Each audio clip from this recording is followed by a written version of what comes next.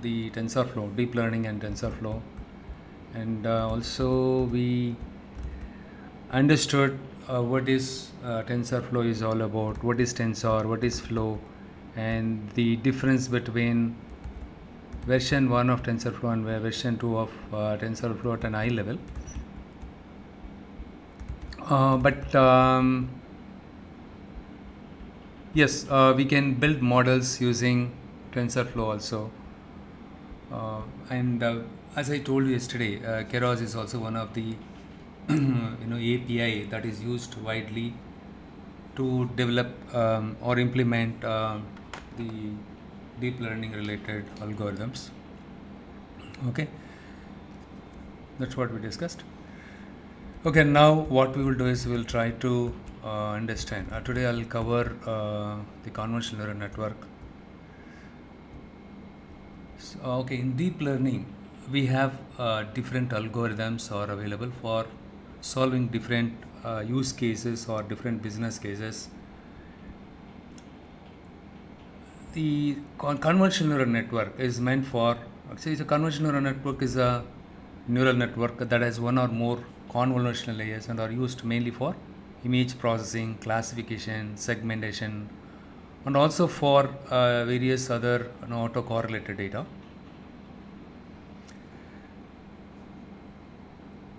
CNNs were pioneered by Jan LeCun of New York University. Okay, he was the one pioneered in implementing CNNs as part of Facebook, especially the Facebook facial recognition software. Right, he was the one instrumental in implementing CNN.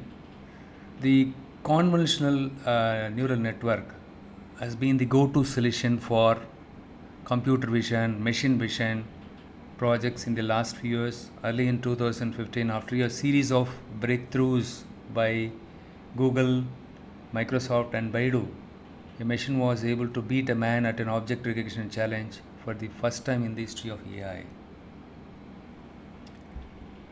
Right? Even in the case of computer vision, convolutional neural network plays a critical role. Okay, fine. Now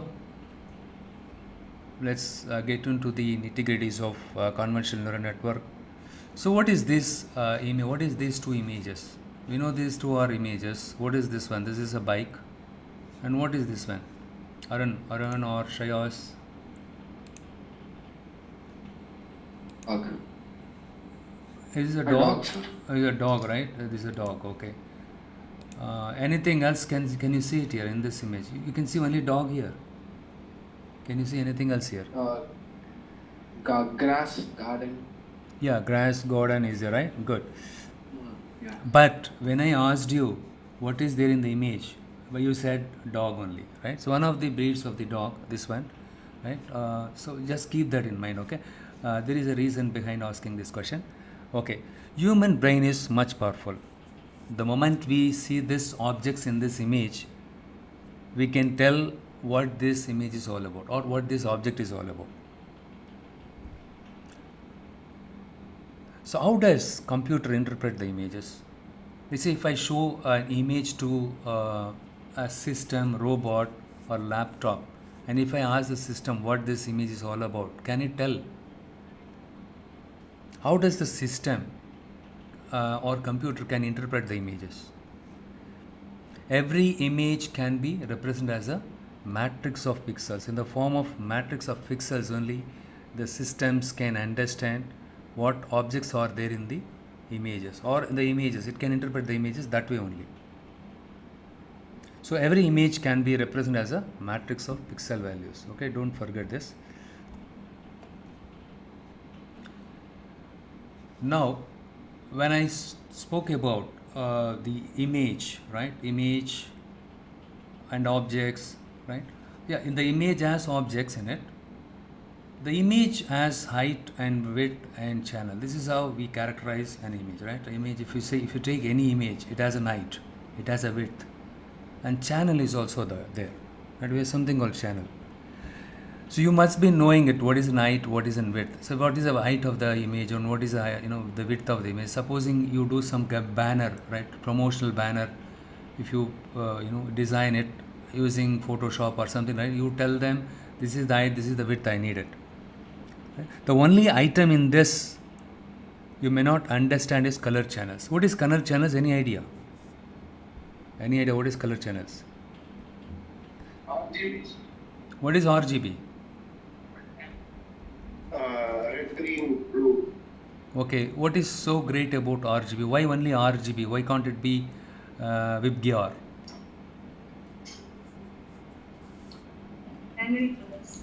Those are primary colors which Primary colors. other color gets direction. Very good, excellent, excellent, Shreyas and all. Okay, so those are the primary colors used in, right? Those are the primary colors, right? Used. The channels are referred to as the number of colors in an image, and we have something called grayscale image. Grayscale image is nothing but the white and black. These are represented as a single color channel of black and its variations. So each pixel will get a value between 0 to 255. 0 to it is an 8-bit representation. Okay. The digital color is formed by the combination of these three colors RGB. As I told you, images are usually represented as height and width and channels. Right? You just keep that in mind. Before we dive into understanding the convolutional neural network, what is convolutional neural network? Why should we use convolutional neural network? Why can't we use the traditional neural network? And the mechanics of the convolutional neural network. Let's try to understand as part of deep learning or as part of computer vision, right? What are the key important use cases? What are the applications of deep learning when it comes to image processing? Okay. So most of us have these questions, right? What is image classification? We know very well what is image classification. Supposing somebody gives us the bunch of images, the images, few images have cats and few images have dog, right? Irrespective of the breeds of the dogs and cats, if you throw the bunch of the images to the algorithm, it should do classification correctly. It should correctly classify, irrespective of the breeds of the dogs. It should correctly classify all the dogs as dog, all the cats as cats. That is what classification. That is what classification. And what is object detection? We have something else called object detection. Any idea what is object detection?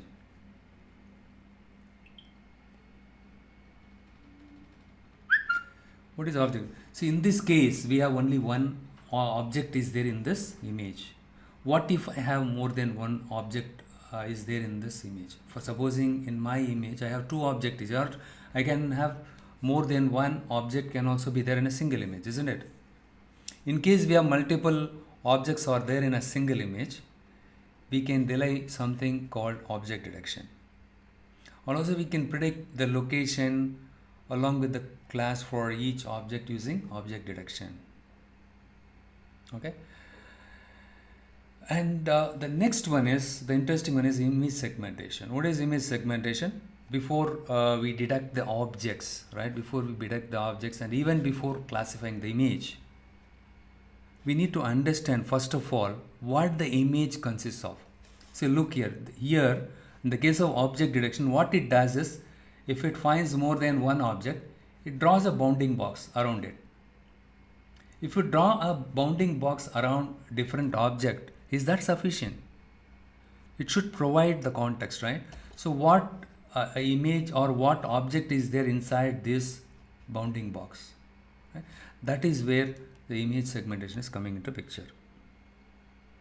Okay, so there are three things here. One is image classification is pretty straightforward. Object detection, if you have more than one image or one object in your image, right, it will draw a bounding box. And just before doing these two things, right, detecting the objects and even before classifying, first of all we need to understand what object that image has in it. This is where the image segmentation is coming into picture. Okay, so these three things you should be aware very clearly before you get into any kind of image related projects, any image related processing or any use cases, right? You need to be aware of this one. So image recognition, also called image classification. There's some people, they say image recognition, which is nothing but image classification. It is a process of analyzing an input image and predicting its category. Okay, when it comes to the retail store, we use the image classification, image recognition, even object detection. Right, as part of object detection, right, we have something called image localization. Right, image localization is typically achieved by drawing a bounding box like this, okay, around an object in an image. So we have used we have something called YOLO algorithms, and as part of OpenCV we developed couple of applications. Even Target in Walmart, they developed many applications using computer vision. Yeah, right. So and then they embedded those applications into the chips of the robots. The robots, when it strolls across the mall, it automatically scans and checks in case of any of the shelves, right? Any of the shelves as any detecting empty shelf, right? It detects automatically any empty shelf. It automatically alerts them which shelf has out of stock in it, so that the employees or staffs will be proactive in terms of making sure that the shelves are not empty or out of stock. Okay, so note a lot of applications are there around this one. So hence you need to understand the difference between these three. Okay, now let's try to understand the motivation behind convolutional neural network. As I discussed as part of the neural network first session, especially the biological neuron model, right? So that is as part of brain, we have something called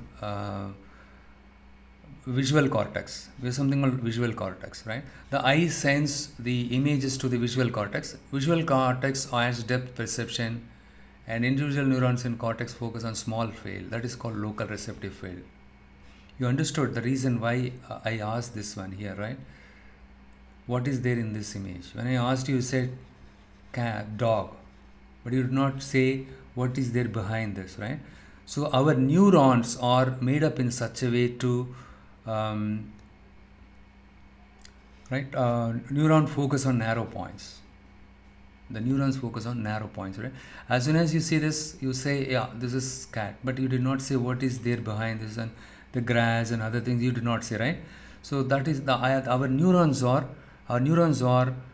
focusing on narrow points. The same way, what they thought, why can't we come up with something? Why can't we implement something similar to this? Right? That is how the idea of developing this algorithm conceived. That is the motivation for this. Okay. Now let's try to understand what is convolutional neural network. The whole objective of the convolution is to extract features from the input image. Unlike machine learning, when it comes to deep learning algorithms, we don't have to do the feature selection. The features will be extracted automatically by the deep learning algorithm. Okay. The ConvNet is able to successfully capture the another salient features of convolutional neural network is it has the ability to successfully capture the spatial and temporal dependencies in an image through the application of relevant filters. We'll see what is filters, what is kernel little later. Now the question is, why do we have to use convolutional neural network? Why can't I use the traditional multi-layer perceptron, which is nothing but the the neural network, right? Neural network. Why can't I use that one? Why should I use ConvNet? So ConvNet is nothing but the short form of convolutional network. So we use it interchangeably. Okay, don't get confused. Both of them same. Convolutional. Instead of saying convolutional network, we say ConvNet. I have an image, the cat. If we use the traditional multi-layer perceptron, the neural network, right? So you are just showing this one. It has to, this algorithm has to classify correctly whether it is a cat or not. This is a classic neural network problem. So why do we have to use convolutional when I have the neural net? Right? The fully connected neural network don't work all well on images. It will not work well on images. It will not. Why? For example, take this dog, right? So here, right? So here the images are recognized by the system or the algorithms in the form of matrix of pixels or array of pixels, right? So when the neural network when it gets trained, it goes and check when it goes to this pixel, right? When it gets trained by this pixel, okay, in this location eye is there, in this location eye is there, the nose is there, the dog is there. If you move this object or the dog from this position to this position, when it comes and read this place, right, it will think, okay, this is not dog.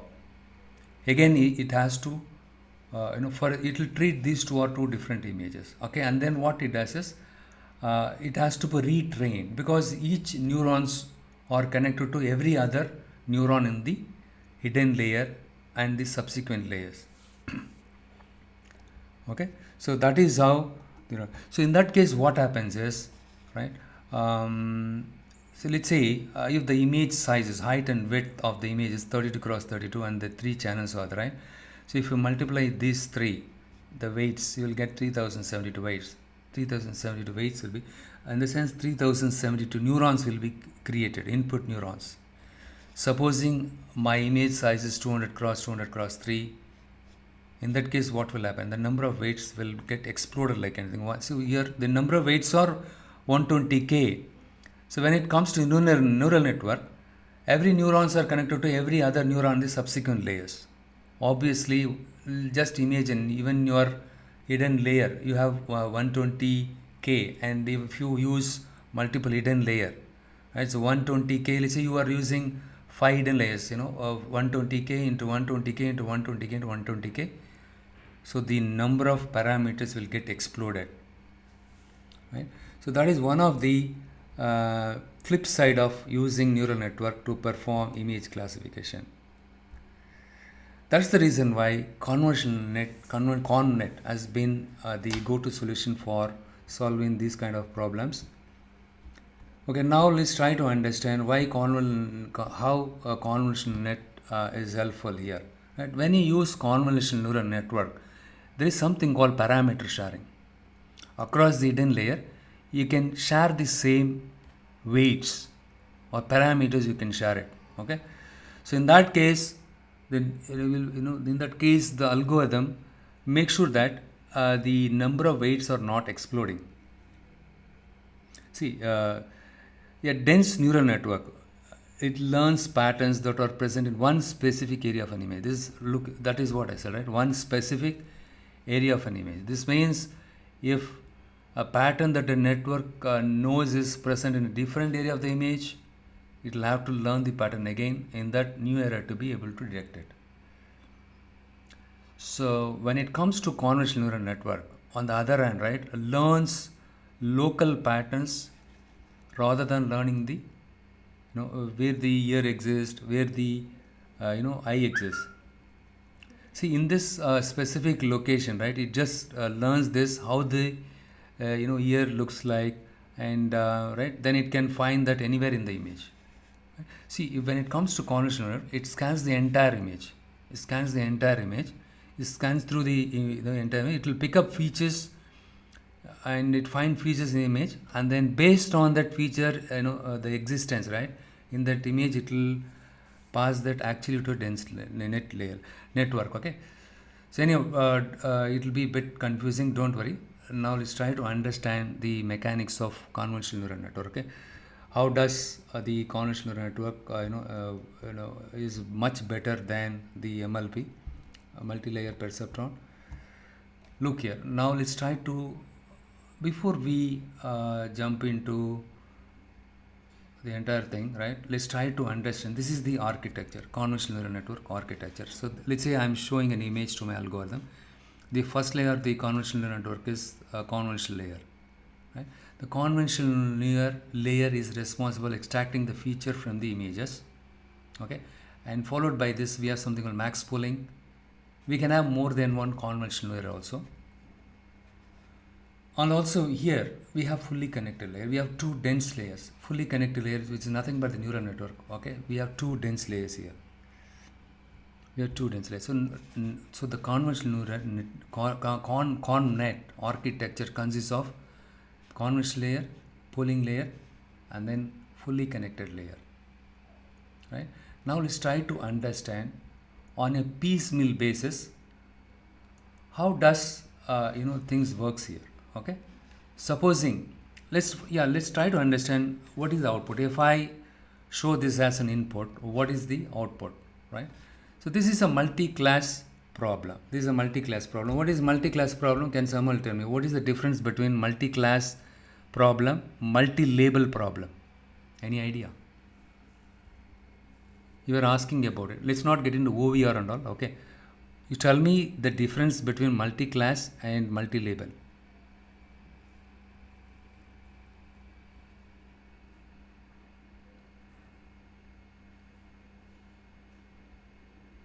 Supposing take for a simple example, customer feedback, right? Or let's say customer response. Whether customer, let's say I have a column called customer response. Here we have three classes. One is customer responded, not responded, or neutral. Though we surveyed the customer, though we solicited the feedback, they did not respond. We have three categories are there in this class. We have three categories are in this class, right? In the case of multi-class, right, multi-class classification, the classes are mutually exclusive, which means a single instance of or a single customer can belong to one and only class. That is what multi-class classification. Binary classification we know very well. Yes or no will be there. Responded, not responded. In case I have more than two classes or categories in this column, if I have to classify a customer whether he is responded, not responded, neutral, right? So in that case, each category is mutually exclusive. Here we are interested in classifying each customer based on a specific category. Okay, what is multi-label classification task? Sometimes what will happen is a single instance can belong to more than one class of target label or target variables. Okay, fine. So in that case, the predicted classes are not mutually exclusive. For example, the classic example is take the Google News, right? So in the case of Google News, right, the same news, for example, the COVID news, right? COVID news can be appearing under India category or state category or technology category and latest category, right? The same news, the COVID status, state-wise COVID status, it is available in mygovernment.in, right? And on the categories, if you look at India category, technology, when you look at it in Google News, different category, you will find the same news, right? Multiple label. Another example is movie. You take movie. If you take any movie, right, it belongs to any of the genres, right? So it can be a crime, adventure. It's a combination of everything. It's not only a pure play crime movie. It is an adventurous and thriller movie, right? So multiple labels will be. That is called multi-label classification. And multi-classes, that is what I said, right? You can have male, female, more than two classes are there in your target variable. Each classes or categories are independent of one another. When it comes to multi-label classification, the predicted classes are not mutually exclusive. You need to remember that. So we are talking about now the multi-class classification problem. So in this case, what is the input? What is the output? So I am passing this image which has the handwritten digit 2 as an input to this one. It is a 16 cross 16. The image is 3. Forget about the channel. Okay, 25, right? So 16 cross 16 into 25, something like that. So here each and every pixel, for each and every pixel, it created the neuron, right? Input neuron. So if I pass this to this layer, this architecture, what is the output am I going to get, right? So let's say I have an image, handwritten digit related images between 0 to 9, right? 10 digits related data is there with me, image data.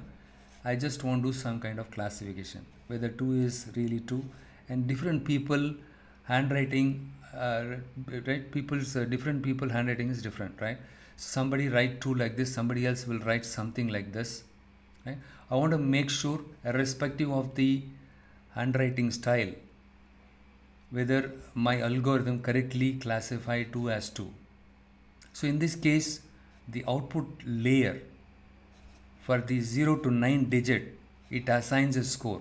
For example, for is this 1, for the 0 to 9, okay, is the 1, it assigned the score as 0.1, 2 it assigned the score as 0.7, and for 0 it assigned 0.2. From 0 to 9 it assigned a score for each and every label.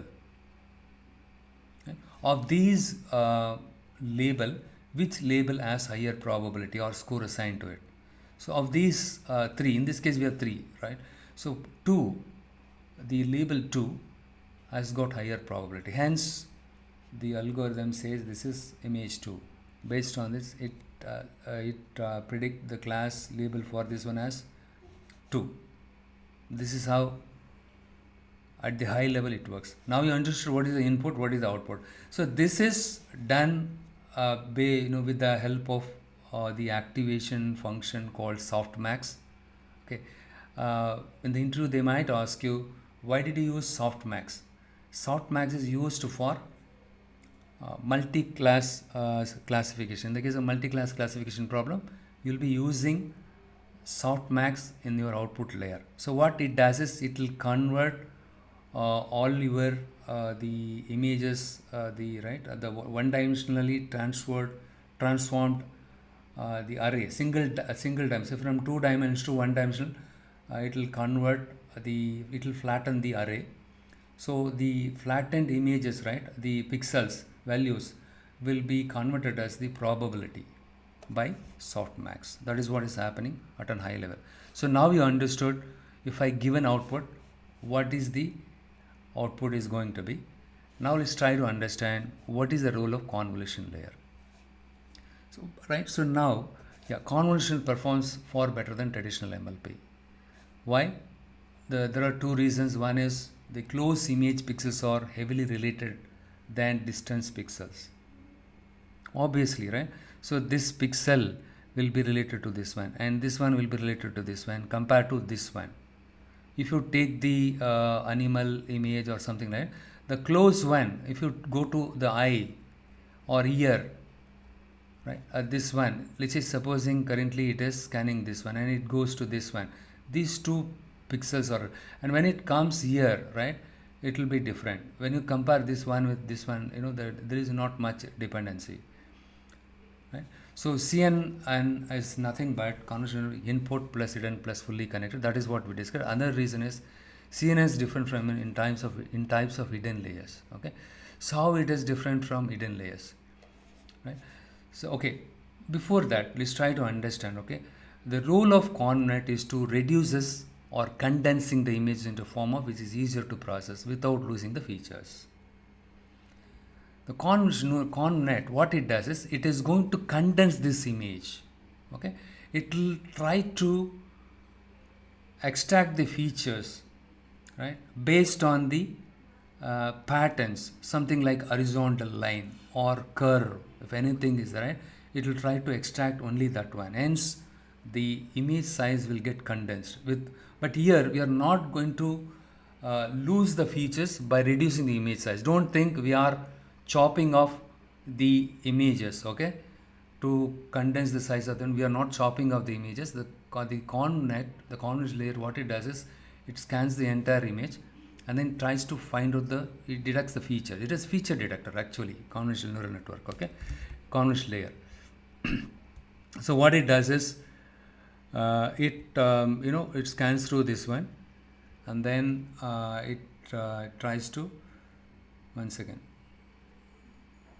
so without losing information, it will try to detect the features in it or the patterns in it. That is what I'm trying to say. Okay, the patterns are something like the curve or horizontal line or vertical line, something. It tries to find that one. Okay,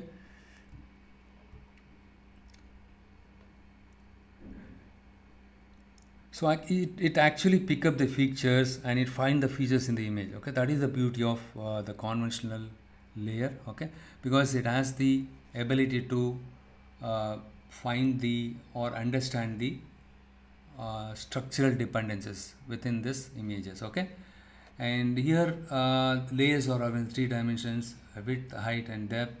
And neurons in one layer do not connect to all the neurons in the next layer. Look here, the neurons in one layer do not connect to all the neurons in the next layer, but only to a small region of it. Okay, if you look at the input layer and the hidden layer, in the case of the traditional neural network, every neuron from the input to the hidden layer is connected to every other neuron. Here it is not like that. The input image, right, do not connect to all the neurons in the next layer or in the hidden layer, but only to a small region of it. We will see how it is happening. Okay, in the subsequent slides we will see it. The final output will be reduced to a single vector of probability scores. That is what I discussed here. Okay, now let us see what is happening here. This is not my input layer, or let me directly jump in here, or this is what my input layer. In fully connected networks, the inputs are depicted as vertical lines of neurons. Okay, basically vectors. Whether we process images or not, we always have to take our data to switch to this the configuration.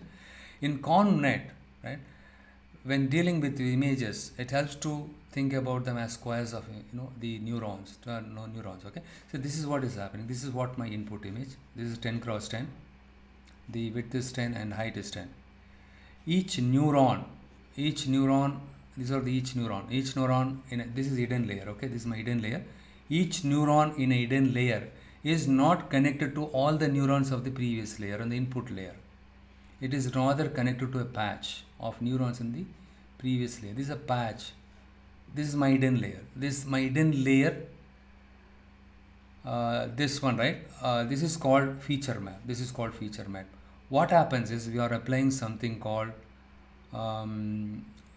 kernel. We are applying kernel on this input layer image, and then what we are doing some kind of convolution operation, right? With the help of convolution operation, we are trying to generate the feature map. The algorithm generates the feature map by applying the kernel on the image. So in this case, the first neuron of the hidden layer is called feature map. This is called your feature map. And again, so I'm going to apply the same on the second. I'm going to move this one to the next set of neurons. Let's see here how many in this patch. This patch has 9, right? So 3 cross 3. This is called your kernel. We call this a kernel. The kernel in this case, kernel is nothing but filter. Okay, they use these two things interchangeably. So when you apply the kernel or filter on the image, right? Let's say in this case 3 cross 3 filter I'm applying on this one. So what happens is once you apply this, it will get condensed to a single feature map. That is the difference between the traditional neural network and conventional neural. So this hidden layer neuron, right, depends only on this small region, right? And ultimately, right, throughout the learning, capture its characters. So it is also called as receptive field. The value of this first hidden neuron is also called as receptive field. So what happens is when we keep applying this kernel throughout this image, we are generating the feature map. Okay, that is what is happening. Look here. The value of this first hidden neuron is called the feature map. It is connected to the patch of 3 cross 3 pixels in the input. So now the question is, what does the value of this first hidden neuron represent? What does it represent? This is the result of a convolution between a weight matrix called kernel and a small region of samples, same size in the image, right? We call this a receptive field. Now if I show you this one, you'll be able to understand. So this is what is happening, okay? So we are applying a weight matrix or kernel on this input image. What happens in this 3 cross 3, this filter, it moves across each and every image, right? And then it produces the feature map. For example, I think with this you'll be able to understand very clearly. So what is a kernel? This is what it is. Let's say the image. In this, the image is nothing but, in this case, let's take this image. It is a 6x6 image. Okay, 36 pixels are there. Now I have a kernel size of 3x3. Okay, so when I apply this kernel on this one, this is called convolving. Just just imagine that if I take this matrix and if I embed on this one, right? If I put it on top of this one, right? What will happen? Assuming that this kernel is, instead of saying x1, x0, x1, I say 1, 0, 1, 0, 1, 0, 1, 0, 1. It's a 3x3 matrix, which is nothing but the kernel. It is also called as a filter. When I apply this on this one, what will happen? Just if I pick up and if I keep it on top of this one, right? So what will happen? So here and then you need to do some kind of dot product between this green box and this filter. So it does the element wise multiplication, right, with all these pixel values. Okay, that is what is happening. Supposing, yeah, in this case, if I keep the entire thing on this one, or if I do a dot product with this and this one, what will happen? Here you use 0, all 3 zeros are there here. If you do a dot product, element wise multiplication, what will happen? The first 2 will go away, right? 0, 0, 0. And if I multiply, see, wherever 0 is there, it will become 0, right? This will become 0. This is 0. And 1 into 0.8, this will remain 0.8. And 0.2 into 0.1, it will remain 0.2. 0.9 into 0 is how much? 0. And 0 into 1 is 0. So what value we are left with it here?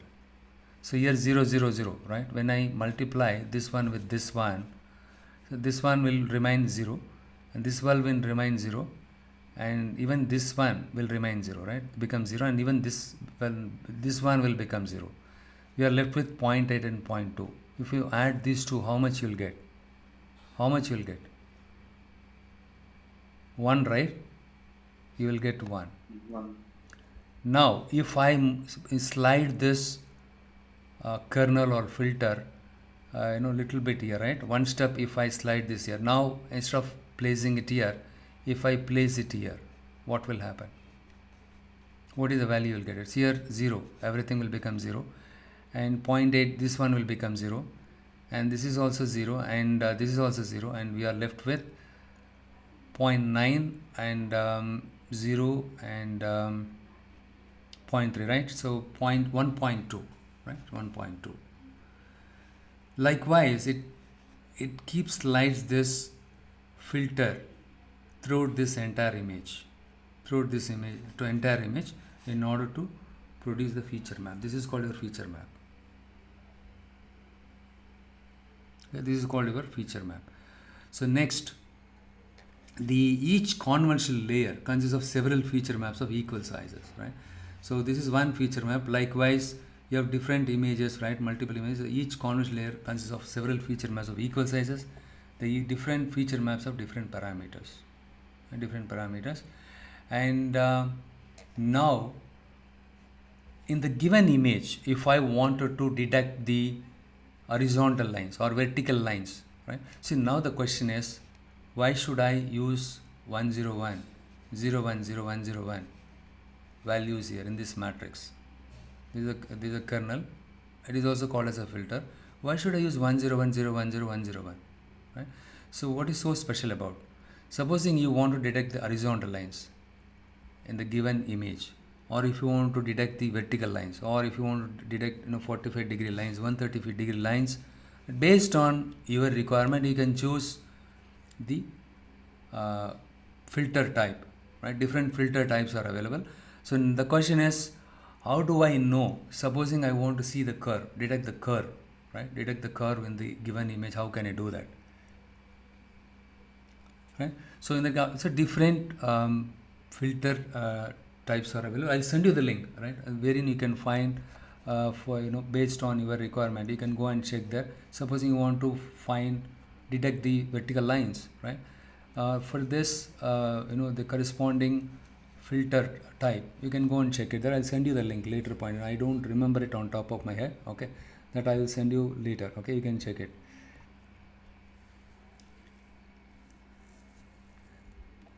right? So the whole point is, right, the CNN, convolutional neural network, it scans through the entire image, it picks up the features and finding the features image, and then based on that feature exists in that image, will pass that actually to the dense neural network, right?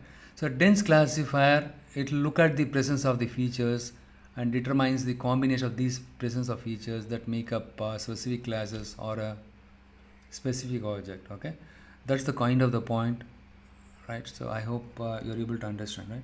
A very simple one here. And the next one is we have something called pooling layer.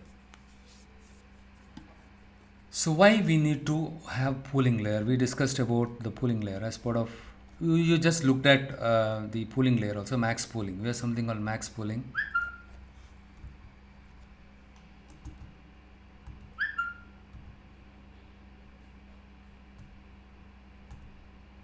Yeah, we have just looked at the max pooling.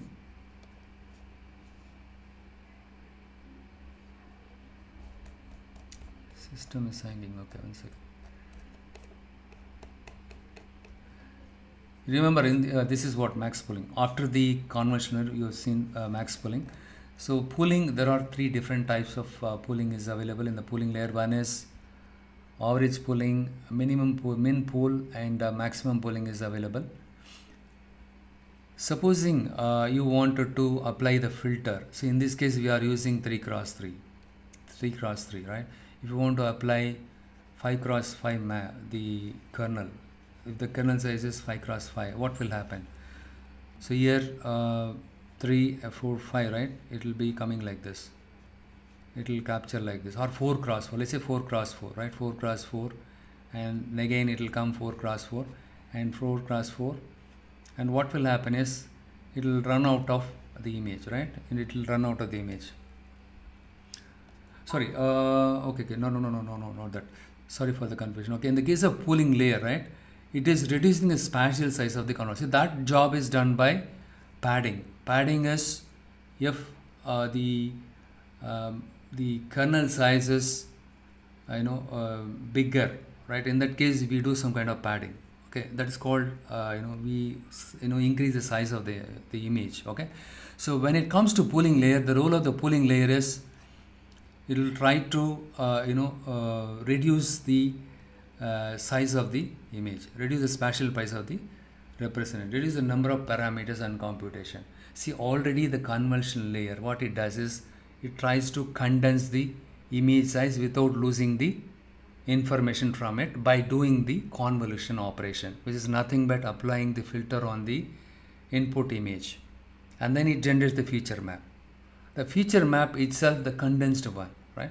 On top, again, we are trying to applying the pooling to reduce the dimensionality. Look here, when you look at this, the feature map, right? The feature map is now 4x4. When I apply the max pool, what will happen? Let's say I do 2x2 filter, and we have something called stride. Ignore about stride at this moment. So when I do max pooling on this one with 2x2 filter, what will happen? 2x2, look at this one, 0.2, 0.8, 0.2, 0.9. Of these four values, which one is maximum one? 0.9, right? Now if I stride it to 2, for example, stride in the sense stride, we have something called stride. Stride is sliding the window one step or two step. See, if I put this 2 by 2 cross matrix here, and if I move this one step here, it will be applied here, and again if I keep moving this, it will be moving like this. Stride is jumping, right? First apply this and then don't start from here. Instead, right, instead what you start from here. Understood, right? Stride is applying the sliding window one step after this one, right? So now 2x2, look here. So 0.3, 0.6, 0.3, 0.8. Of these four, which one is the maximum? 0.8. Again, so if you slide this here, 0.3, 0.800. Of these four, which one is bigger? 0.8. Of these four, which one is bigger? 0.9. Now we reduce the dimensions, right? We reduce the dimensions of this one. Next, we have something called dropout. Dropout is to make sure that the model is not overfitting.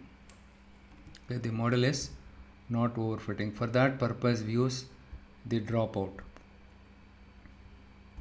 Okay, For that purpose, we will be using dropout. In the case of dropout, what it does is it's something like this, right? So this is your output layer, right? Each time before computing the gradients, right, each neuron has p percentage of dropout.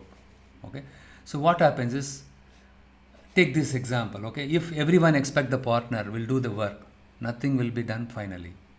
It's in a project. I have 5 people. We cannot expect all the 5 people will be doing good job, right? If I drop someone, right, it may do a better job, right? The existing team may do a better job by dropping one person, because if I have one bad person in my team, you will spoil the entire morale of the team. Right? So, and yeah, this is basically dropout layer. The dropout layer, what it does is dropping out the neurons randomly drop out these. This is to make sure that my model is generalized well, right? There is no overfitting is happening. For that purpose, we have a layer called dropout. Okay, and the next one is flatten. So now flatten. What is flatten? What it does, it converts the image, right? Whatever the images, whatever the feature map generated, right? And then after generation of the feature map, we are applying the max pooling. Once the pooling has been done, the next step is it is flattening the matrix into single dimensional array. Okay, this single dimensional arrays will be sent the final thing. Okay, it will be sent to your dense layer. That's all. It will be sent to your feed forward layer. And one is conventional layer.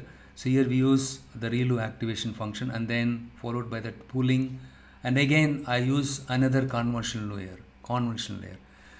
The output of this conventional layer, which is nothing but the feature map, will be passed as an input to this conventional layer. From this feature map, it will try to create another feature map. Now the question is, why should I have more than one conventional layer?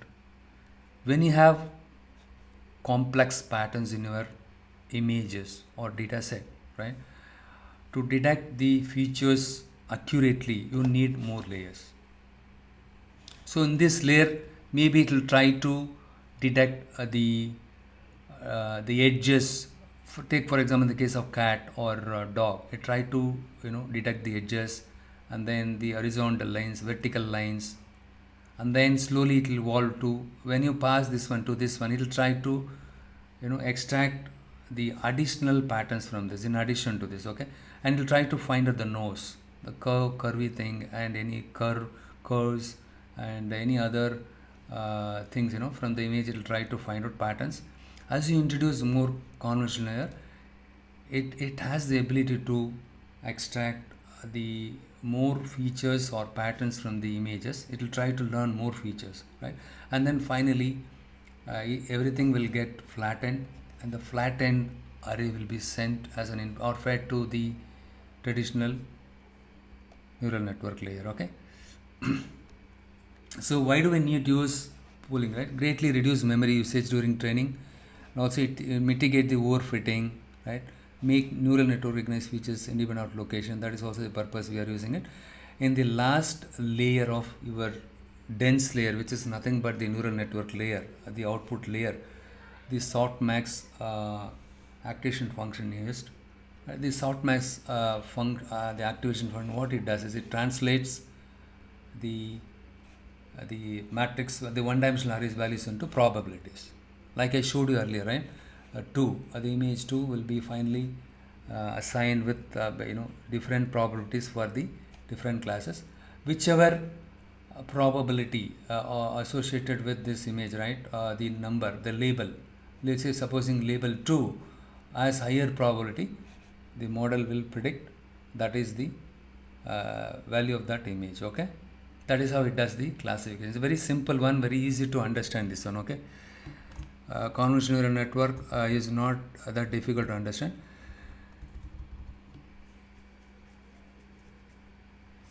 Okay, next I was talking about stride.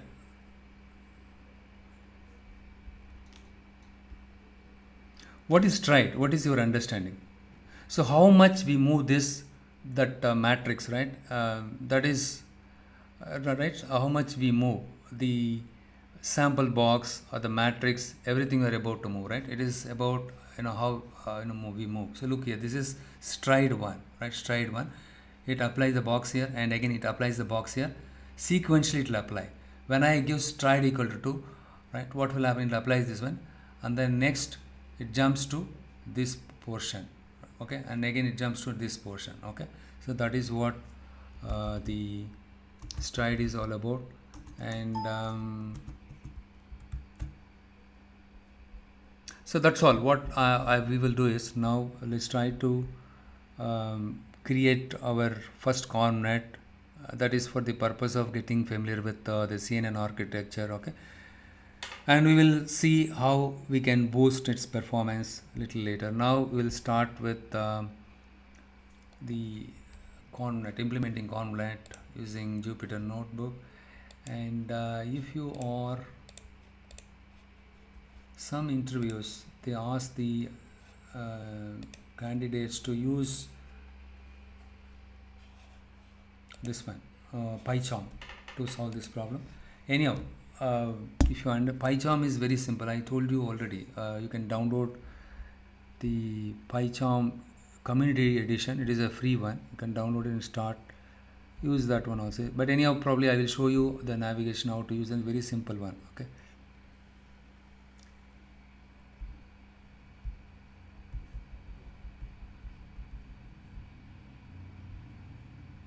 Okay, now we have something called MNIST dataset. MNIST dataset. We apply the conventional neural network on the MNIST dataset.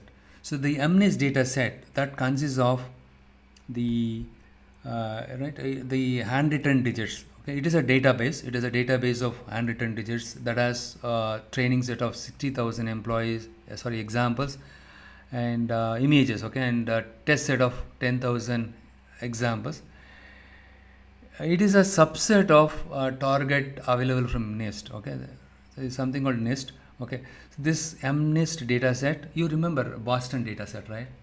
Boston dataset, it is available as part of some the standard package of Python. Similarly, the MNIST dataset is available as part of your TensorFlow library.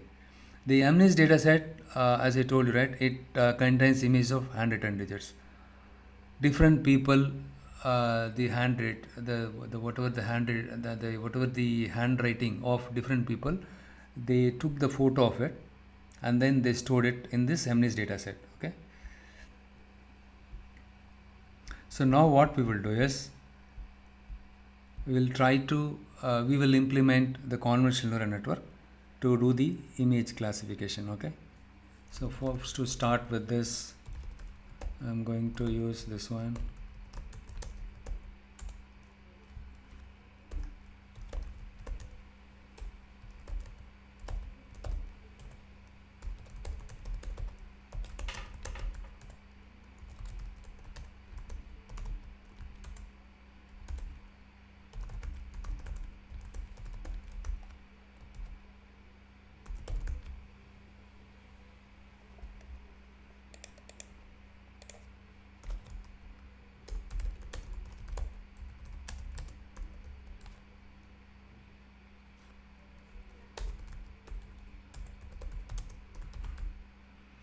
So we have something called Keras. Okay, Keras dot callbacks.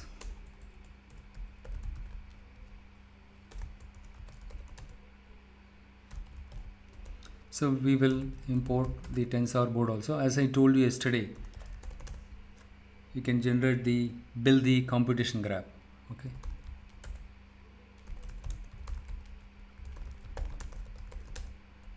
So as part of this, MNIST is available.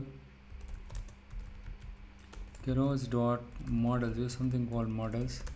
See, you don't have to remember all this, memorize this thing. Okay, packages. You can go to TensorFlow website, right? These scripts are available, but only thing is you can customize it. Okay, you don't have to see dense. We have something called dense layer, and then dropout layer, and for the dropout, and flatten. For that, you need to, in order to flatten it, you need to use flatten and con 2D, and then max pooling 2D.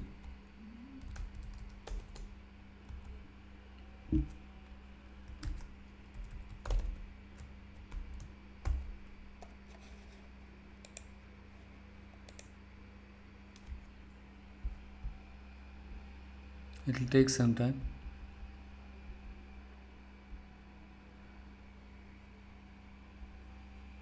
This is one of the popular data sets among the deep learning and machine learning enthusiasts. Most of them, right, they start to use it when it comes to, it's kind of a hello world, right? It's kind of hello world. Those of them want to learn image clearing, they start with the MNIST data set. So now I'm going to import the MNIST data set. Already we did it. So what we are trying to do, x underscore train and test data set, we will create it.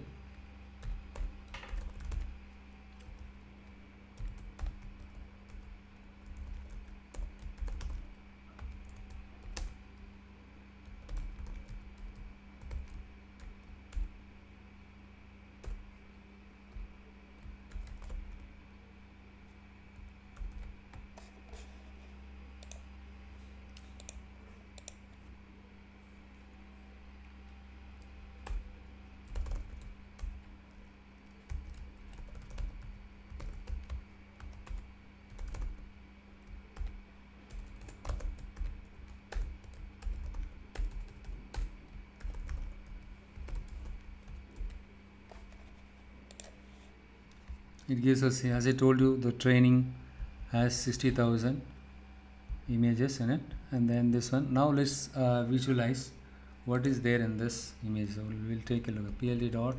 We have something like imshow function that is available.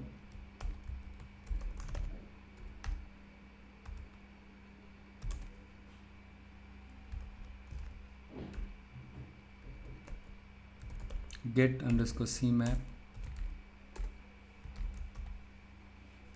This I'm going to say gray colored one, grayscale. PLD dot show.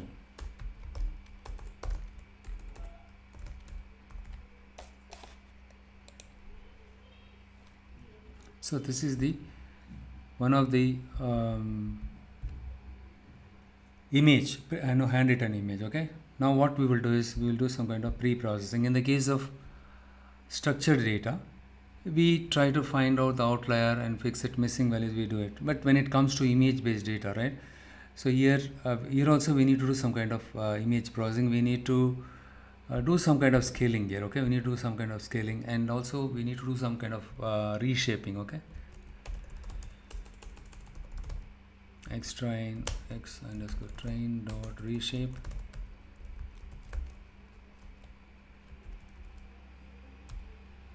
I'm going to reshape it 28 cross 1, and y underscore train is equal to, sorry, x underscore test. We'll go step by step.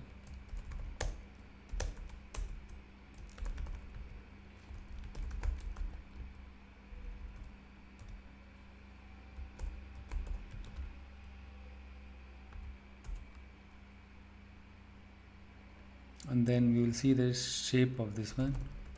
This is very important. You need to make sure that it has been done correctly. Okay.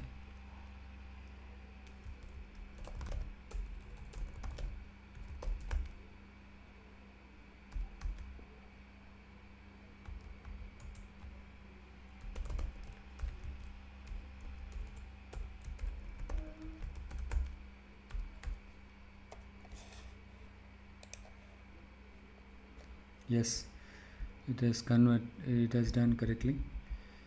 The next step is, what we try to do is we'll try to give this one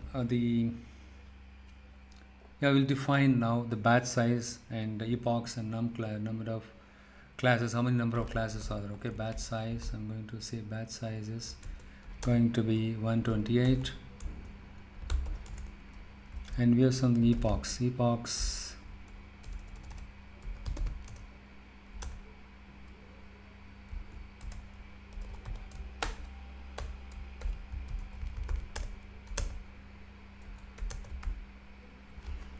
Okay, so what is epochs and what is batch size? Can someone tell me? In the previous batch we discussed as part of neural network.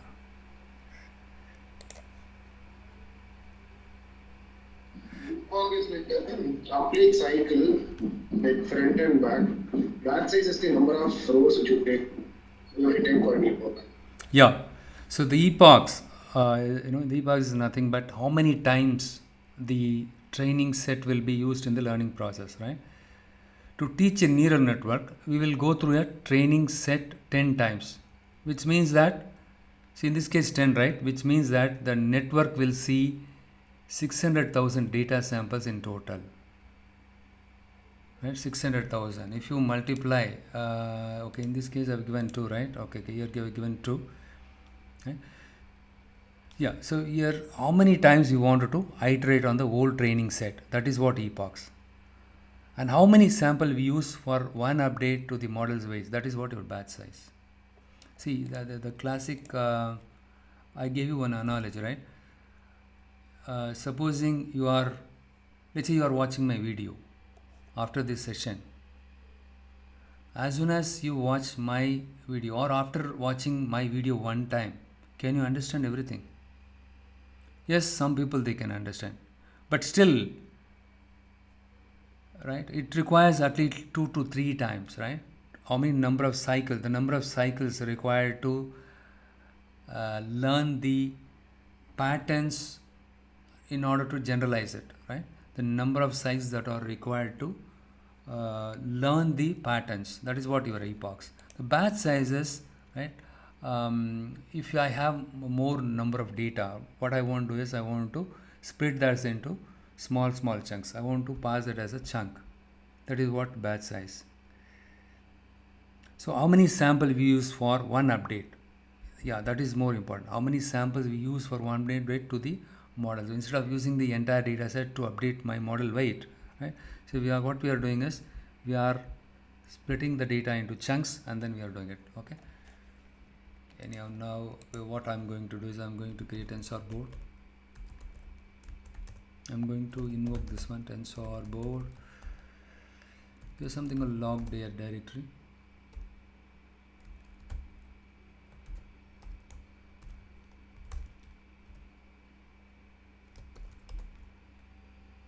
Sorry, I think I need to use this one.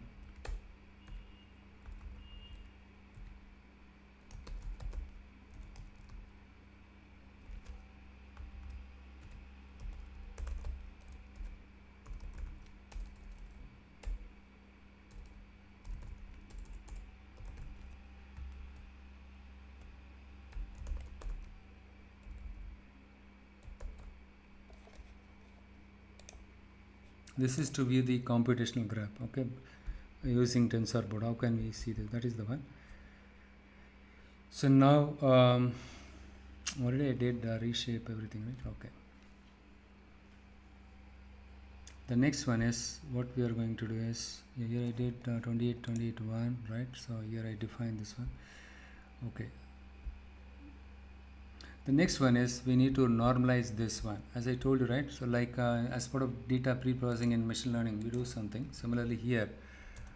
Normalize the inputs from 0 to 255 to 0 to 1. Okay, here also we are supposed to do some kind of scaling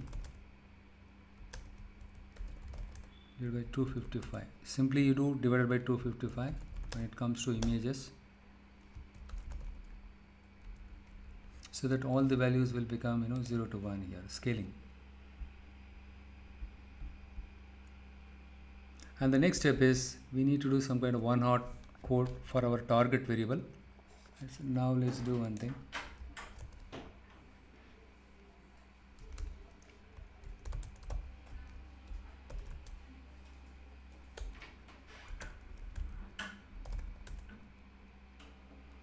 So in our case, right, to the Y train, we have something called utils to categorical function is available.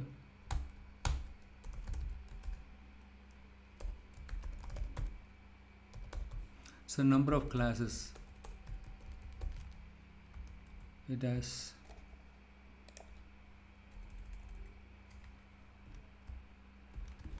10. Already we defined 10, 0 to 9 digits, right? That is what it has in it, that MNIST data set.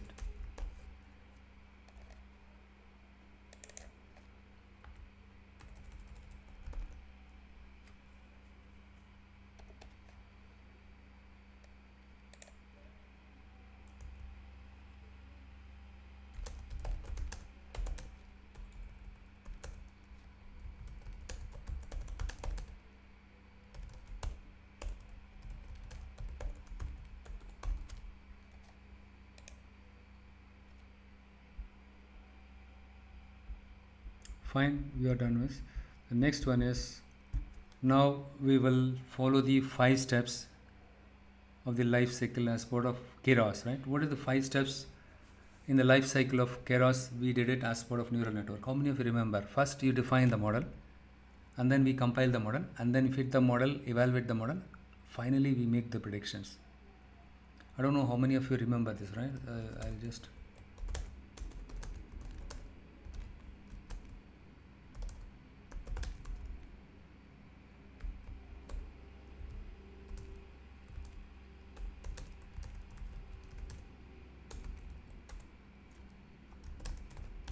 define the model.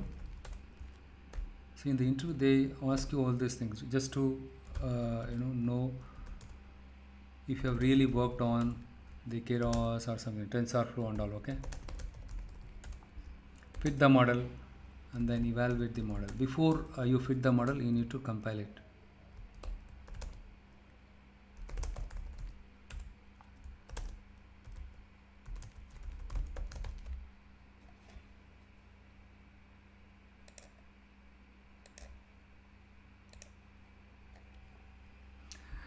Now let's start with defining the model.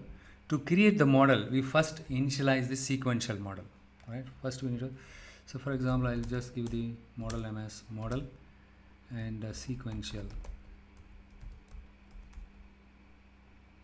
First initialize the sequential model. It creates an empty model object. The model type that we'll be using here is sequential, right? Sequential is the easiest way to build a model in Keras. It allows us to build a model layer by layer.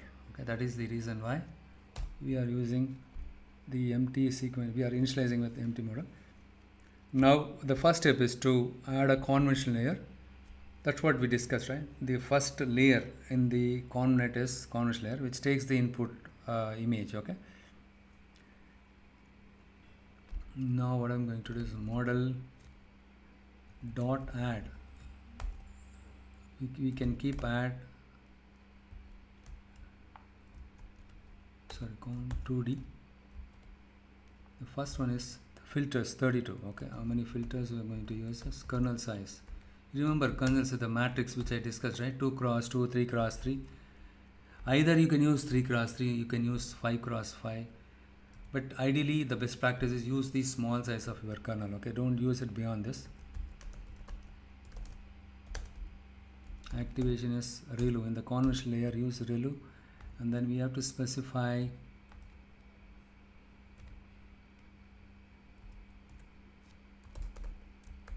the input shape.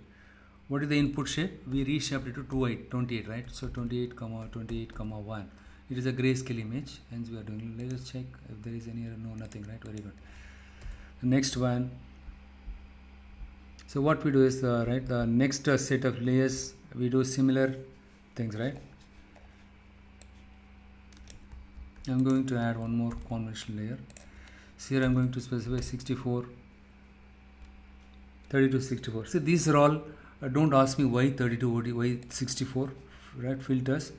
These are all tunable parameters. Okay, you understood, right? What is tunable parameter? You can use this one, hyperparameter, sorry, the grid search. Here I don't have to specify this one. Only in the first layer you have to specify the input shape. So the rest you don't have to do it. Next I'm going to add the other this one, add max pooling.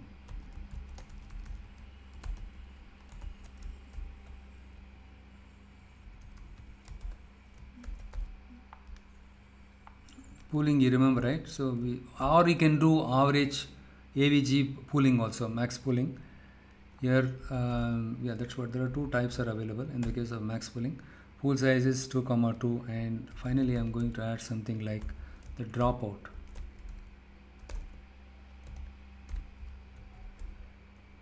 So what is this? 0.25. So the dropout randomly switches off some or dropping some neurons in the network, which forces the data to find new paths. Okay, that is the whole idea of using dropout thing here. Next we do flattening. We flatten this one. Model dot flatten. Model dot add flatten. Right, so this is the one, flatten.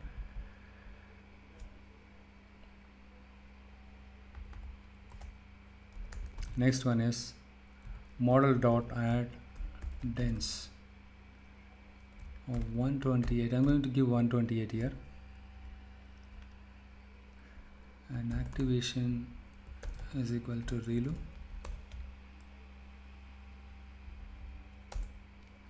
And again I'm going to give another dropout here. I'm going to give 0.5 now.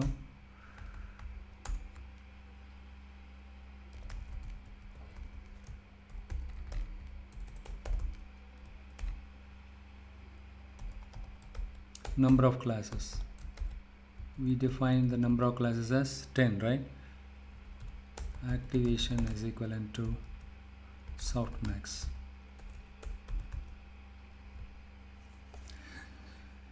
The softmax makes the output sum up to 1, so the output can be interpreted as probabilities. Right? The model will then make its prediction based on which option has the highest probability. That's what we discussed.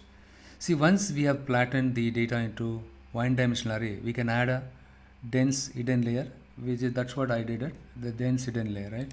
Sorry, this is the dense layer, right? We introduced the dense layer, which is normal to this is a dense hidden layer. Okay, this is it is normal to traditional neural network. Okay, next we add another dropout layer right before adding a final dense layer. So dropout, if you have two dropout, it is better from one layer to another layer, so that we can prevent overfitting. Pool size, okay, pool size is 2,2, right? Okay, model at max pooling.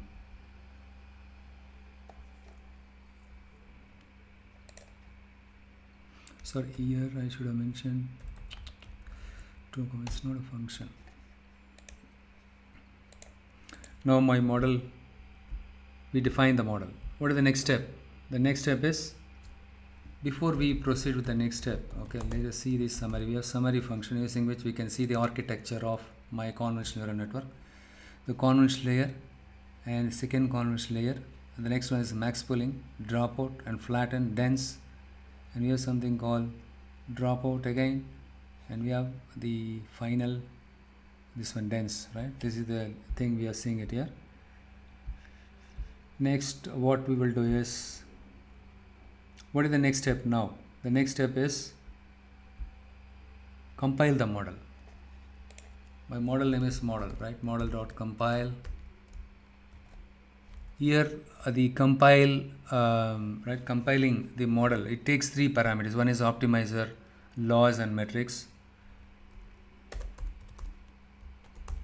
So here what I'm going to do is I'm going to optimizer is equivalent to Adam optimizer. What are the other optimizers are available? Can someone tell me? Gradient descent. Yeah, SGD, stochastic gradient descent, right? And Adam, there's something called Adam. We'll discuss about it later. Okay, entropy. Okay, cross entropy. So why do I have to use cross entropy when we are supposed to use cross entropy as a loss function?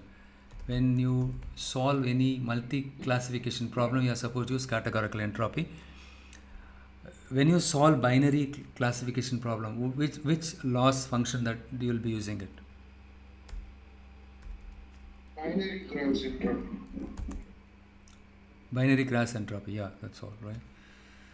Matrix equal to accuracy. Okay, now I'm going to see the Adam optimizer is an improvement over stochastic gradient descent. Okay, this optimizer is responsible for updating the weights of the neurons via backpropagation.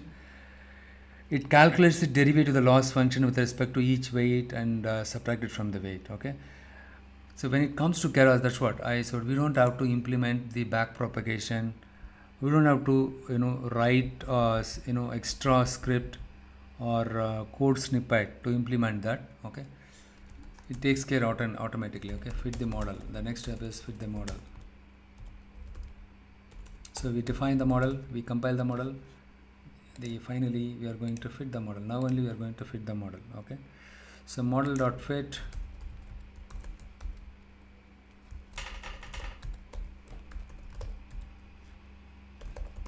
batch size. We need to specify batches like how we specified it in the neural network, right? Batch size is equal to batch size and epochs.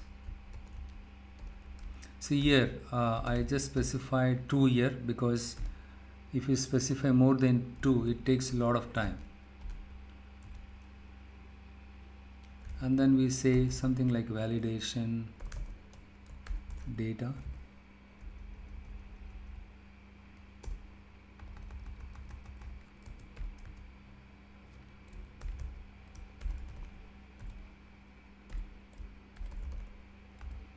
And finally, I'm going to use we have something called callbacks. And use TensorBoard. If you wanted to generate the computational graph behind the scene, right? We are handing this thing, right? We are passing this to TensorBoard. Earlier, you remember I defined TensorBoard here. TensorBoard, right? I specify the log directory, write image is true, the graph related images, okay? And I'm going to call back that one now. Yeah, sorry, callbacks.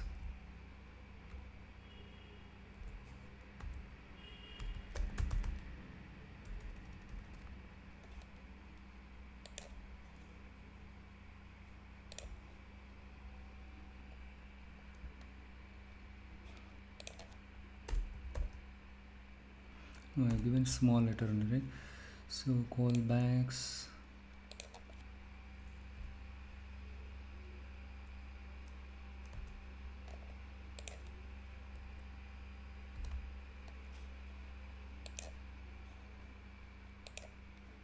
You have to wait because mentioned 2 epochs. Unknown metric. Oh my god, accuracy here.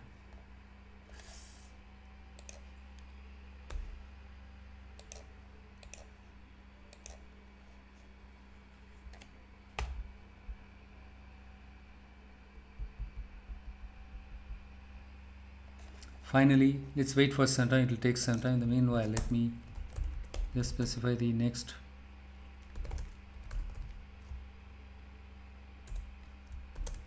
So here we have 10,000, right? 10,000 images which will be used.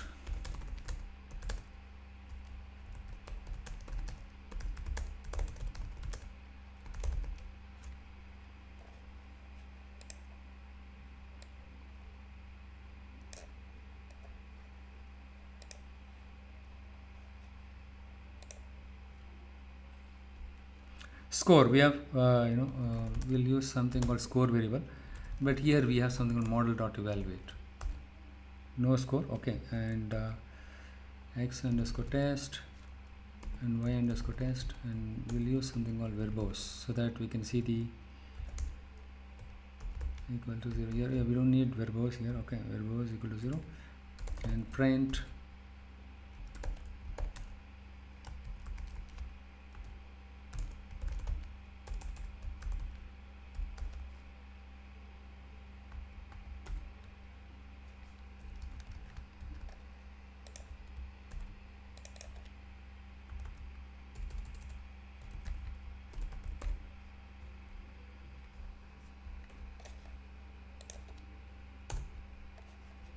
still it is going on. So the loss is 0.48, accuracy is 0.85 only. It is not good. So what you do is you can specify increase the epochs. Okay, the more the epochs, the chances are high that the accuracy you can get higher accuracy. Okay, and also change the optimizer also. Okay, the optimizer you can change with, try with SGD or some other optimizers. Okay, and with that you check with that also you can see some kind of improvement. The next step is predict.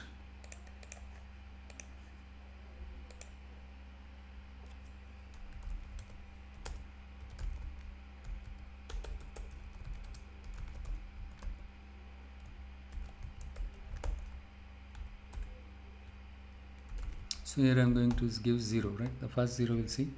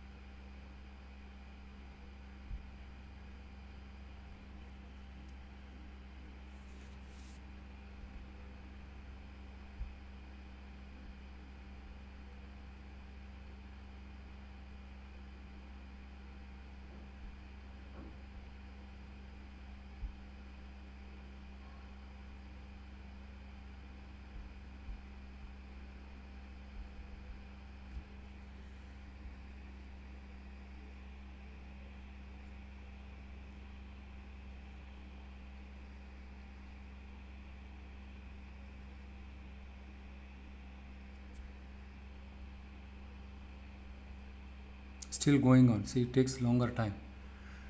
The accuracy is slowly increasing now, 0.91.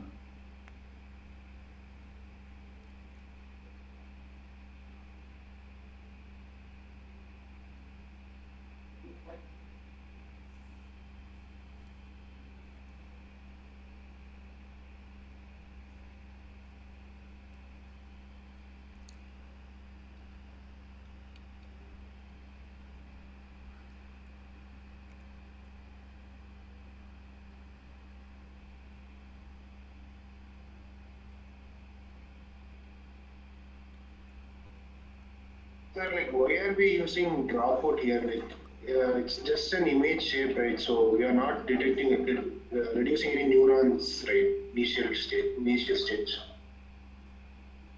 See, dropout is basically, it randomly drops out certain neurons, right? Drops out the neurons, whether to check the model is correctly predicting it or not. That's all. That's the whole idea. Basically, But to here, avoid the overfitting. Yeah. so like, can you go about it? I have a small, like in that model before compiling, you're like before passing it to a tens, like it will be a single image, right? So how is it dropout is like a neuron here? That's what I'm getting at. Here, right? Dropout. No. Here, Here. like, No, here also it is neuron only, right? Feature maps, right? Yeah, we are dropping out from the feature map also. See, again, the feature map okay, also a neuron, okay. right? Feature map is a neuron. See, Yes. the output of this one is a feature map. This feature map will be an input of this one, right?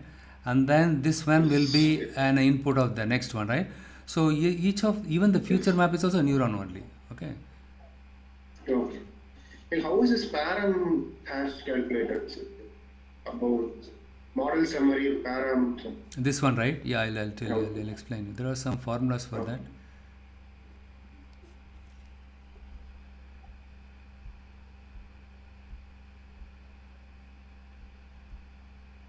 I don't know, with 2 why it takes longer time. Epochs 2. Okay, in the case of you're asking about this one, right? So look here, we have the number of parameters. Total number of trainable parameters is 1199.882, right? So sorry, 11k, 11,999,880. This is the total number of trainable parameters. This is my conventional layer 1, conventional layer 2, this one, right? In the case of conventional layer 1, right? So how we got the 320 parameters. For this, there is some formulas. So what we need to do is we need to multiply the kernel size. What is the kernel size here? Kernel size is very simple, 3x3, right? Kernel size into stride. You need to use something called stride. Kernel. My Z is not working. Z is kernel size. There's something called kernel stride into this one. Stride plus 1, okay, plus 1 into filters.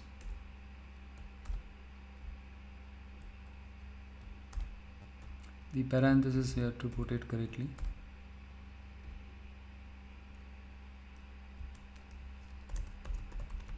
Into filters.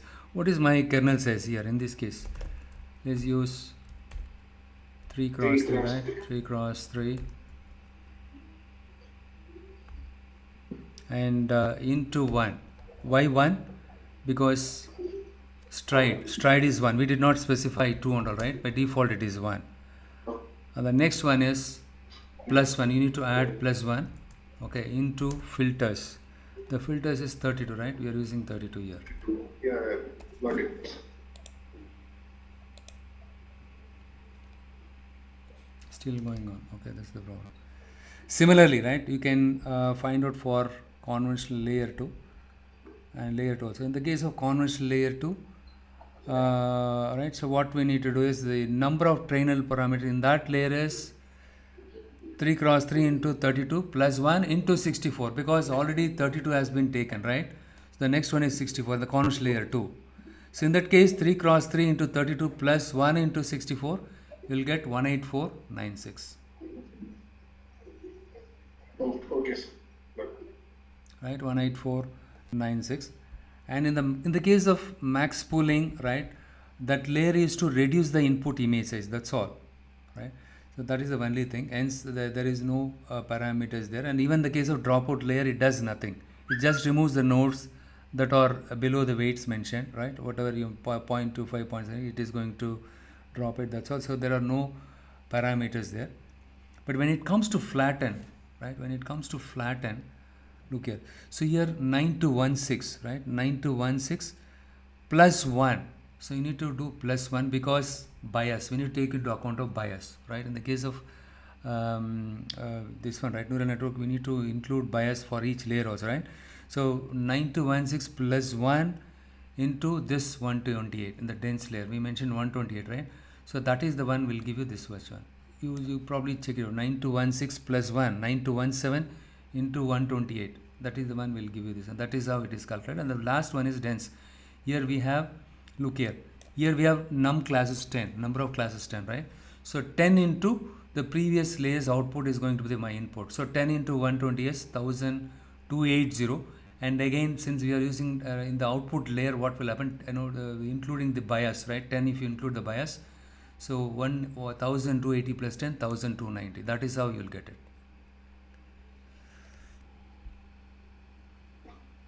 And also to reduce overfitting, right, we do some kind of data augmentation, right? So the data augmentation, what it does is it rotates and shears and zooms the image so that the model learns to generalize and not to remember or memorize the specific data, right?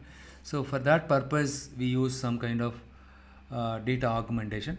In the interview, they'll be asking you this one. So how did you make sure that apart from dropout, right? So is there any way, any other approach that you used it to handle the overfitting? You can tell the data augmentation. Probably I'll show you later sometime.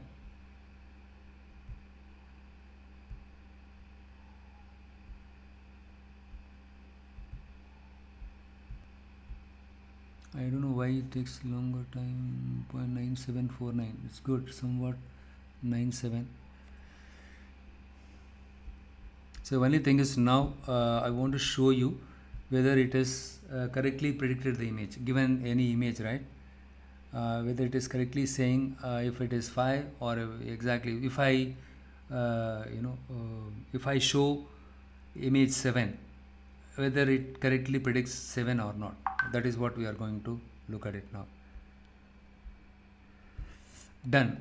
Right, so it's done, only 2 epochs we have used it. So 0.9748, the validation loss is 0.3067, validation accuracy is 0.9880. So 9897 somewhat closer, it's somewhat 9898. Okay, it is good, not much overfitting. The next step is the score, right? We'll see the score and model predict.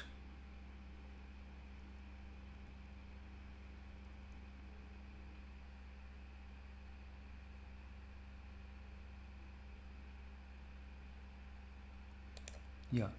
So this is the one I'm going to predict. So now we are applying the model on the test data set, and we will see what is the predicted, the first predicted value. We will see. We don't want to see the entire all the images the predicted values, because each and every image it produces 9 outputs, right? So sorry, 10 outputs, 4, 8, 10, right?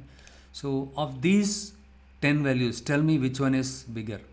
Most of them were tiny values. Which one is bigger? 9.99. Yeah, 9 Or point -1. -1, right? Yeah, this is the one, 8. right? 7. 7, right? 0, 1, 2, 3, 4, 5, 6, 7. Seventh one. The rest of them are very tiny values, right? See, in NumPy, we have a beautiful function, something called argmax, right? The argmax, what it does is, it immediately tells us which class was rated by the model as the most probable one, right? So here the predicted S1 is 7, right? Now what I'm going to do is, instead of this, right, instead of looking at this way, we're going to use argmax. Pred x is equal to 1.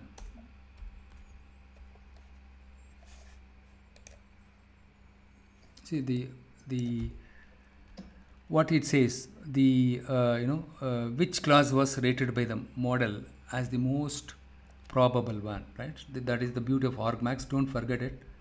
The argmax is that much alpha. Now I'm going to see this one, right? So plt dot im show.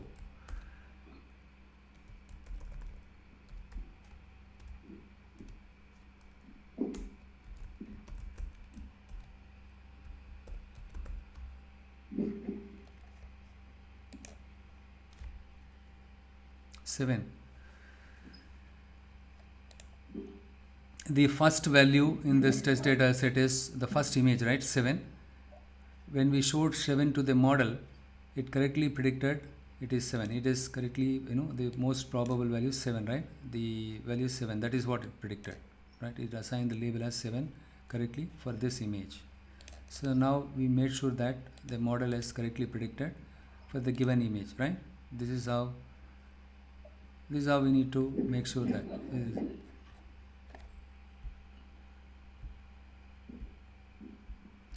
So I have one more doubt. So while you are passing it through the convolution layer, so there are 32 filters in the first convolution layer. Mhm. So first you will take the image and you will convolute with the first filter. Then the resultant of that first filter and the initial image is passed to second filter. Like it's 32 different passing. It's input images passed to 32 filters at the same time, or like it's like a combination of first filter plus second filter, like that. No, 32 filters, right? See, in the first layer, right? In the first layer, right? It will process 32 filters of size 3 cross 3 over input data. On the input data, what is that? It's like one by one, or first image is taken and it's converted with the first filter. Then the output of that is taken to a second filter, like that it goes, or like 32 filters. No. Like okay, you're asking about this, right? So in the convolution layer, the first image, see, you have 28 cross 1, right? The neurons are the input neurons, right? So what it does is you are applying these filters, right, on these neurons, right? These neurons, you are applying these filters, 32 filters, in order to get the produce the feature map. That's why each convolutional layer has the group of feature maps, right? Each feature maps have multiple receptive field, right? Multiple receptive field. So in that case, that is what we have something called parameter sharing, right? What is parameter sharing? So can you guess what is parameter sharing here? How the parameters are being shared? Can you make a guess? no ideas. See here, in the case of neural network, there is no parameter sharing, right? The weights are independent of one layer to another, or one neuron to another neuron, right? So one Yeah, one neuron to another. See, in the first layer, the conventional neural network, right, it has filters. You see, the input is n cross 3, right? The size, that is a grid, the image grid, right? The conventional neural network, ConNet, it has a filter, let's say, 5 cross 5 cross 3. This filter is element wise multiplied by a 5 cross 5 cross 3 piece of the input, right? Then the results are summed. So that's what I showed you, how to apply the filter and how it is computed, right? The each and every hidden layers, the receptive field, right? How it is computed. The filter is convolved, right, or slate. So it is now multiplied by different section of the input, but the filter still has the same base, right? This is the one creates another output element. So in that case, what supposing, let's say, I have hidden layer, right? So let's say H1, H2, H3, 3 hidden layers are there, okay? 3 hidden layers are there. So the first layer, whatever the filter value which are using, right, the same thing will be shared across other hidden layer also. So in that case, parameter sharing is there. We don't have to, it need not to create new weights. So because of this, many of the output elements are produced the same filter weights, right? That is the reason we call it shared weights. Many of the output elements are produced by the same filters, right? With this, same thing, same values. Okay, that is the reason why we call this shared weights, parameter sharing. Apart from this, we have something called batch normalization. Batch normalization is kind of regularization. You can use regularization also on top of, in the case of image classification, in order to increase or in order to prevent the overfitting. That is a different thing altogether. That's what, if somebody is asking you what is the difference between neural network and convolutional network. In the case of convolutional neural network, it doesn't, the input neuron need not to connected with the every other neuron, the subsequent layers, right? The patch of one, when we do the convolution of the image based on the filter size, right? What it does is it produces only one, this one, the receptive field, right? Only one receptive field. So in that case, we are condensing, image will get condensed. It need not to, each neuron need not to connect to every other neuron between the input and the hidden layer, right? So that is the one thing. And you remember, so this is what we did it, right? Look here, I'll just show you here.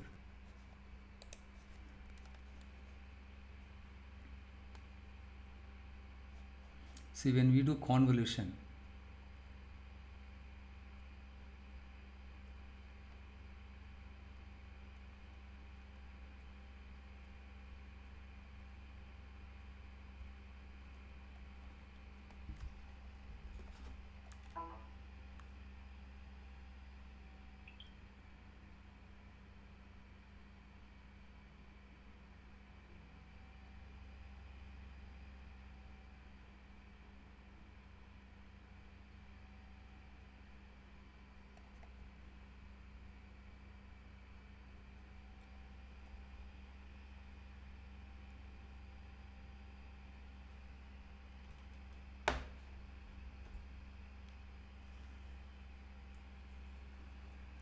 so this is my one output element, right? This is my output element. This is my another output element, right?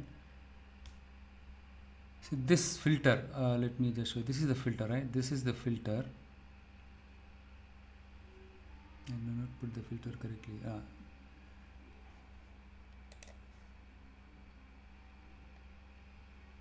So this is the filter when we convolved on this one, right?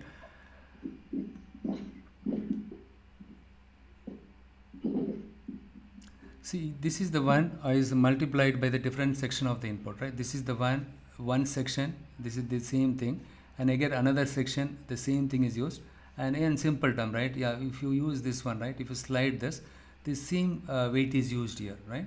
So this is also called as parameter sharing. This is another way of saying sharing the weight. The same weight is shared across the entire image, and also it is shared across the hidden layers also. The same thing can be shared across the hidden layers. Supposing you are using, for example, right, this one 101. The 101, let's say you are let me just show you this one.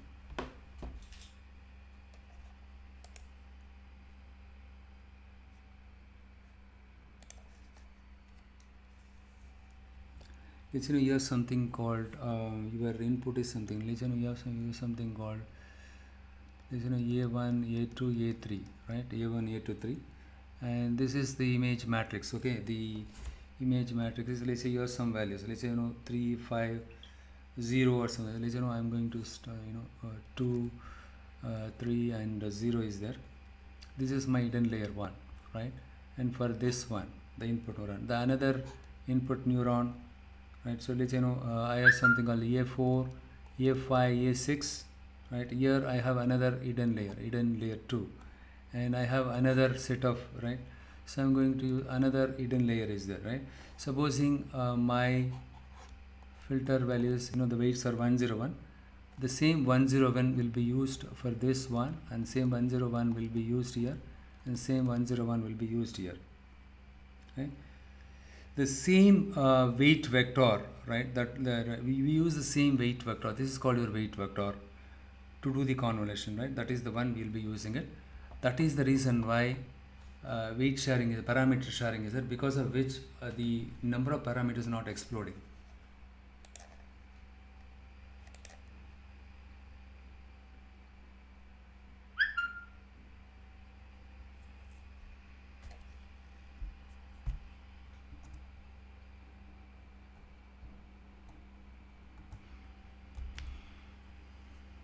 So anyhow, I'll share this script. Okay, just execute it and take. See, now that the next question is, so how many number of layers can I? That's what in the interview they'll ask you. How did you decide the architecture? How did you decide the architecture? So how many number of layers there are?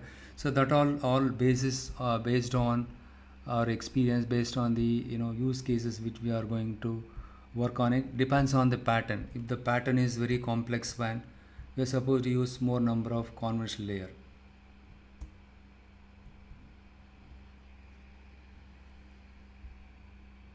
Okay, that is one of the challenging part. Identifying the optimal number of layers, right? Do I need to have 2 or 3 or 10? How many number of layers that I need to have it, right? That is based on some the data set. Probably we'll discuss it later. Okay, I will show you some example, right? With that you will be able to understand how do we find out the optimal number of layers.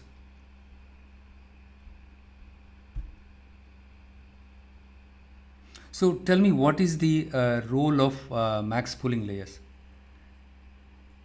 See, for max pooling layers followed by the densely connected layer, right? The idea is that the stacking of convolution layers and max pooling layers, that is extracted the features from the image.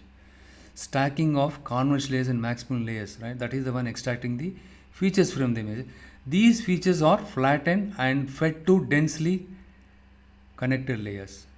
The last one is the dense layer. That is the one determining the class of an image based on the presence of features. The max pooling is kind of, it's doing a dimensionality reduction, right? So that is what it is doing it.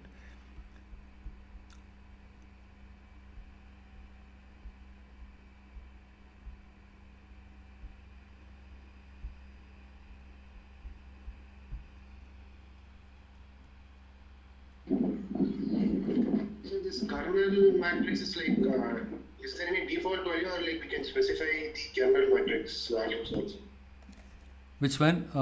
Which one are you talking about? The kernel value you can say. Kernel value, right? Kernel size. Like, is there like a default value initialized, or like we can customize the value? Yeah, that's what I said. It's a tunable parameter. Tunable kernel size. This is one of the tunable parameter. Okay, yeah, that's what. And the no, sir. Like 3x3 has some value, right, inside the matrix, that we can change, or like. Okay. Based on your need, right? This is how, right? For example, I want to capture only the horizontal lines, something like this. So can I use, instead of 101, can I use? Okay. What you're saying is different types of kernel. How can I use it? Yes. yes. Yeah, you can. Yeah, okay, okay. 3 cross 3 is okay. Okay. In this case, what you're saying is 3 cross 3 is 101 something else. Yeah, we have some other option is available, or you can change it, right? I'll check and tell you. Okay, that one. That's a good question. Yeah. Also, You 1 second. Let me check here. Control Shift. Yeah. No, it will not give here. The input shape 28 28 3 we are giving it, right?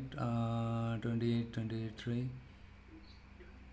Yeah, the type of filter, right? The filter. How do I specify my own filter? Yeah, I'll just check and tell you. I somehow I forgot it. We have an option to do that. Yeah.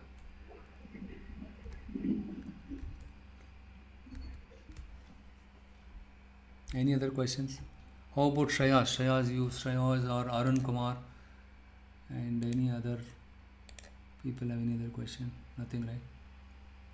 Okay, what you do is just go through on it. Okay, because in one go you cannot understand. Try to execute this and come up with questions. I'll try to help you out. Okay, fine. To conclude, the next Monday, right? Monday is pretty hectic. Okay, now itself will conclude. See, this Tuesday, right? What will is upcoming Tuesday, Wednesday, Thursday. Tuesday, Wednesday, Thursday. Okay, we'll line up these 3 days for. It is, what is this today? Today is already 29. Huh? Sorry, next week, right? Next week, 4, 5, 6. 4 is for RNN. We'll start with RNN, recurrent neural network, and then the next day we'll continue with NLP. The last one is PCA. Okay, PCA also very simple one, principal component analysis. That is also will cover it. With that, we are going to complete most of the things. And okay, NLP, right? NLP also try to fit in within these 3 days. Okay, NLP, sentiment analysis, and text summarization. Yeah, 4, 5, 6 will try to fit in everything. Okay, and then what we will do is the August 2nd week. August 2nd week, what we will do is 5 days, right? Probably 4 days, 4 days or 5 days will take it. In 2 days for SAS and 3 days for Hadoop. Okay, how many of you downloaded SAS? Anyhow, we have some more time, right? In the meanwhile, you complete the assignment, whatever I gave it, the machine learning assignment, and I'll check is there any assignment related to image classification. You can also try that out, okay, from your side, and you do that one. I'll try to check and assign you that one also, and that is the plan now. Okay, so at any cost, we are not going to go beyond second week of August. We are going to wrap up everything, including SAS and Hadoop, everything.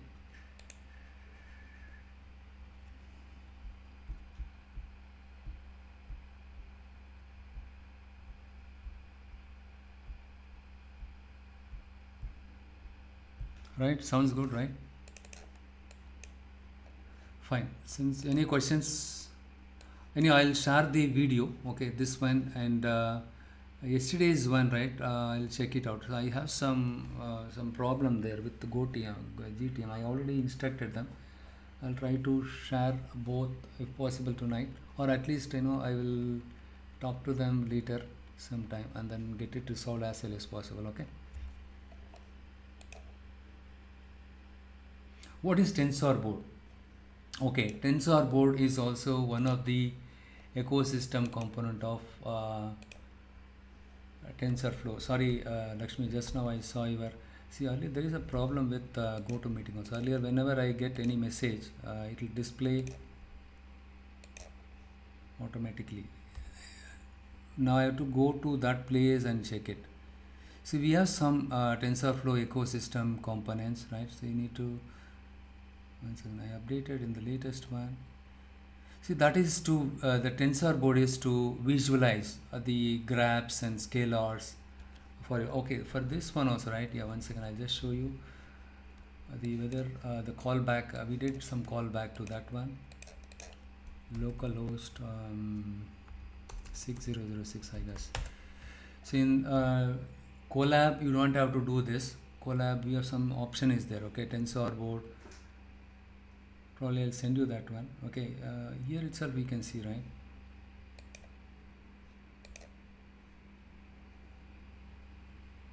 Yeah, it happened.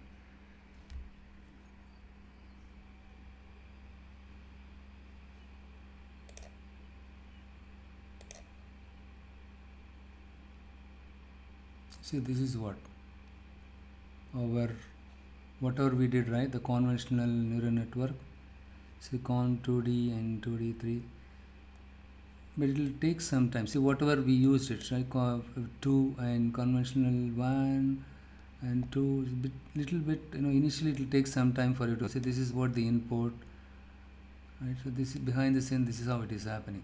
Okay, to visualize the computation graph, right? We use tensor board basically. See, we have dropout layer and dense out. After the dropout, it is going to dense and flatten. And 1 second, let me go to scalar here. You can check the accuracy also here. Okay, the epoch accuracy by increasing or decreasing this one, the smoothing thing, you can understand it.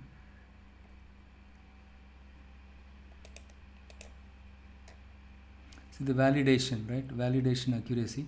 And if you want to see both the training accuracy and validation accuracy, here the epoch accuracy. For example, if I use this one, right, when I increase it or decrease it, how much it is going to happen. The epoch loss, this is accuracy. You can compare both training and this one. No, you can do it both. See, we saw the accuracy, right? More or less, both the validation and the training was somewhat 98 and 97 point, right? It was somewhat matching. This is related to accuracy. This is related to loss. How much loss, right? Training loss and test loss, validation loss. See here, when you look at this, the training loss, drastically, they gradually came down. Here, the validation is kind of, good, right? Validation is good. Training is gradually dropping, but here also we can see drop, but here it is somewhat overlapping, right? Both the accuracy, the training and validation.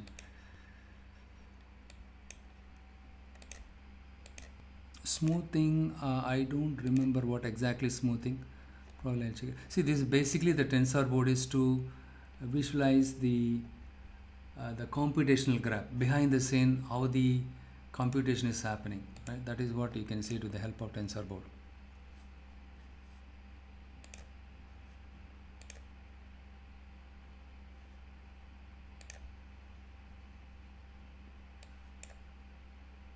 Fine. Okay, I will share everything. Okay, any other question? That's all right. Okay, good night here. I have some other calls. Okay, bye.